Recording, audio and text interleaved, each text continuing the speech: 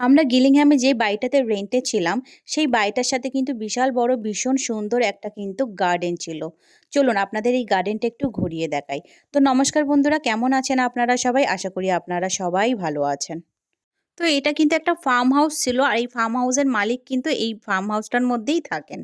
তো যাই হোক, উনি কিন্তু এই গার্ডেনটা খুব সুন্দরভাবে ডেকোরেশন করেছে এবং এই বাড়িতে যারা গেস্ট হিসাবে থাকেন তারাও কিন্তু এই ফার্ম হাউসটাতে বসে খুব সুন্দর টাইম স্পেন্ড করতে পারেন।